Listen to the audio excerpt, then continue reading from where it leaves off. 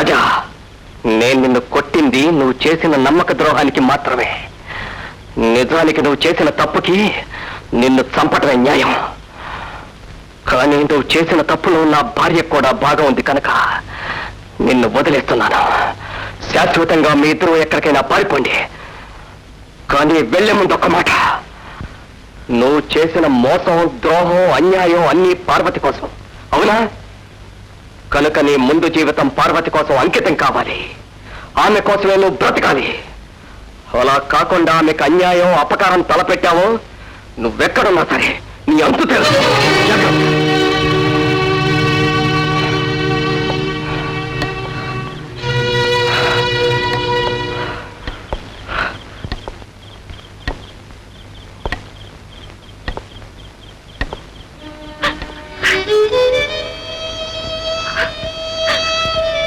కట్టుకున్న వాడిని మోసం చేసే ఆడది కట్టుబాట్ల మెట్ల మించి జారిపోయినట్లే.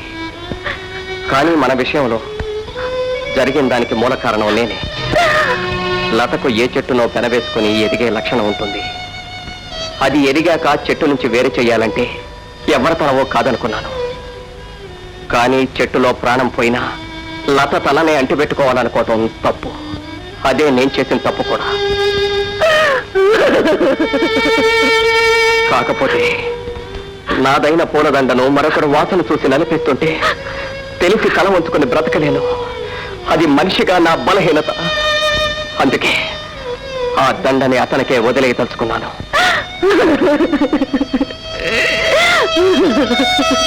కానీ ఒక్క మాట, ఎగిరే పక్షిని చూస్తే వేటకాడికి లోకువ. మీ ఇద్దరి జీవితాల్లో ఆ లోకు ఏర్పడకూడదు. అదే అతను హెచ్చరించింది. నిన్ను హెచ్చరించేది కూడా అదే. నీకెంత డబ్బు కావాలో వచ్చి తీసుకువెళ్ళు. నువ్వు సుఖంగా ఉండాలని నేను మనస్ఫూర్తిగా కోరుకుంటున్నాను.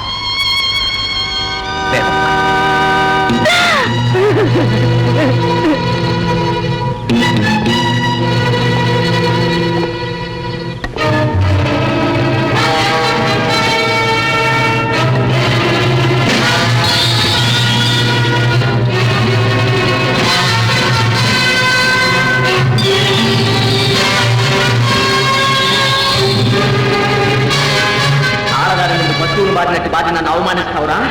ఈ నాగరాజు మీద పడ్డ మొదటి దెబ్బతో నేను ఈ కాపుకి మిగులు తెచ్చుకున్నావు. నువ్వు బతకడం నీకే ఉపయోగం లేదు, కానీ నువ్వు చావడం మాత్రం నాకు చాలా అవసరం. ఆ రోజు అందంతో పాటే నీ లక్షల ఆస్తి కూడా శాశ్వతంగా నా సొంతం అవుతాయిరా.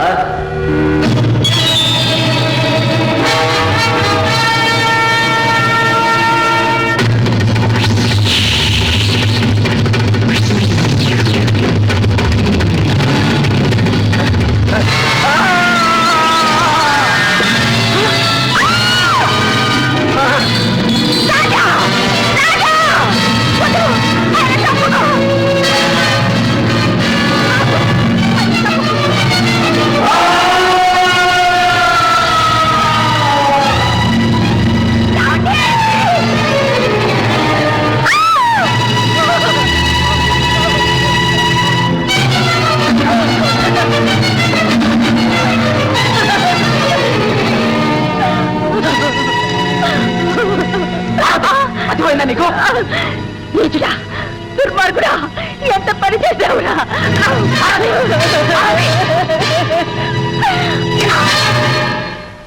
పార్వతి, ఎందుకు బాధపడతావు? మన మధ్య గల ఆటంకం తప్పినందుకు ఆనందించాలి.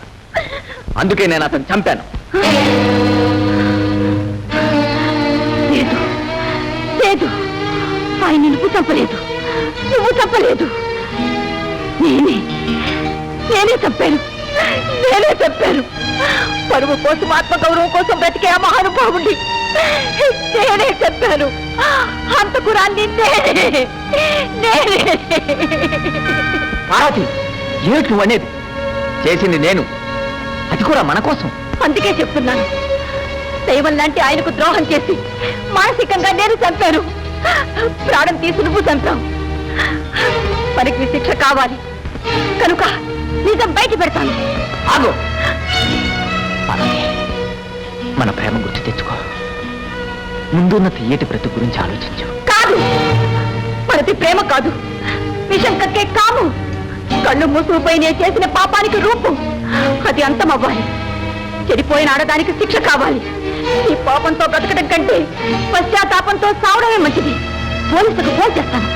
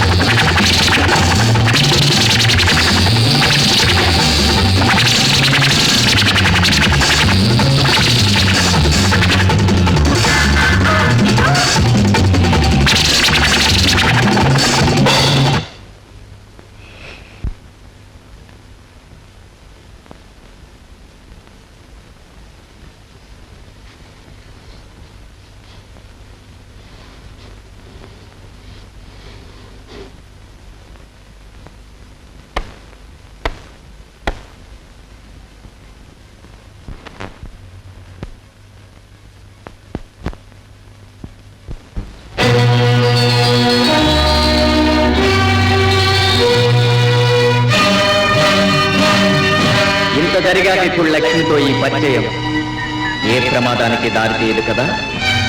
అసలు లక్ష్మి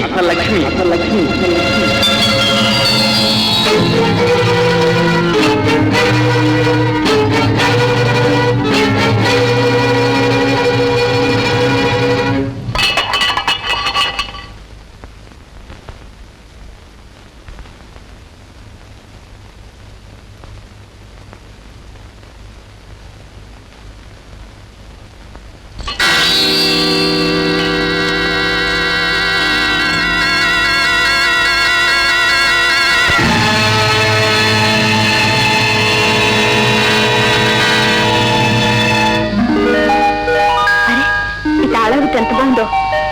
ఇంత మంచి తాళగుతో ఎంత సొమ్ము దాచిపెట్టో జమీందారు.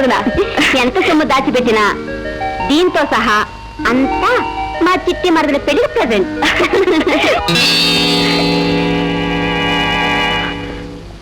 లక్ష్మి ఇంకా నిద్రపోలేదా? లేదు, నిద్ర పట్ల. ఓహో.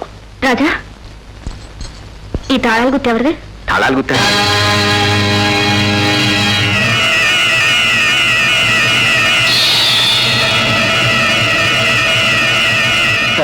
అబ్బాయి ఉంటుంది. అసలు ఎక్కడ దొరికింది? ఆ సోఫా కింద దొరికింది. సోఫా కింద? ఆశ్చర్యంగా ఉంది. ఏది లైవ్?